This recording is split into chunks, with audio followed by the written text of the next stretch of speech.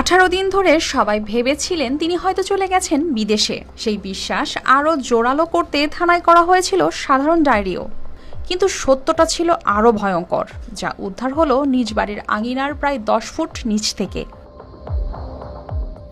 মৌলভীবাজারের রাজনগর উপজেলার করিমপুর চা-বাগান এলাকা থেকে নিখোঁজের 18 দিন পর নিজ বাড়ির আঙিনা থেকে জায়েদা বেগমের মরদেহ উদ্ধার করেছে পুলিশ। অভিযোগ উঠেছে, পুরো বিষয়টি গোপন করতে বালির বস্তার উপর দেয়া হয়েছিল সিসি ঢালাই। 7 জুলাই পুলিশ সুপার, উপজেলা নির্বাহী কর্মকর্তা ও নির্বাহী ম্যাজিস্ট্রেটের নেতৃত্বে প্রায় 4 ঘণ্টাব্যাপী অভিযান চালিয়ে উদ্ধার করা হয় মরদেহটি। গত 3রা জুলাই ভিকটিম জাহিদা বেগমের বাবার দায়েরকৃত জিডির পরিপ্রেক্ষিতে পুলিশ তার স্বামী আলমগীরকে জিজ্ঞাসাবাদ করে।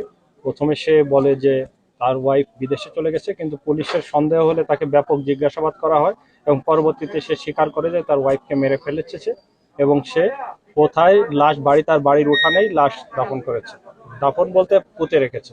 পরবর্তীতে আমরা এক্সিকিউটিভ ম্যাজিস্ট্রেটের সাথে নিয়ে তাকে তার দেখানো মতেই তার জায়গা যেখানে দেখিয়ে দিচ্ছে সেখানে আমরা মাটি খুঁড়ে লাশটা উদ্ধার করেছি। এই খুনের পিছনে আসলে মোটিভ কি ছিল, কেন এই হত্যা করা হয়েছে, এখন পর্যন্ত আমরা জানতে পারিনি। তবে আমরা ধারণা করছি যে এটা দাম্পত্য কলহ থেকেই এই হত্যাকাণ্ড হতে পারে। যারা ডোম আছে তাদের সাহায্যে লাশটা উত্তোলন করা হয়। খবর সবাই দেখেছেন। উত্তোলন করার পর এখন সুরতাল রিপোর্ট করতেছে। এটা রিপোর্ট দেওয়া হবে। রিপোর্ট করার পরে আবার এখান থেকে কবর উত্তোলন লাশ আছে, সেটা রিপোর্ট আমি জেলা ম্যাজিস্ট্রেট স্যারের কাছে পাঠাবো। স্ত্রী নিখোঁজের গল্প শেষ পর্যন্ত পরিণত হলো হত্যাকাণ্ডের স্বীকারোক্তিতে।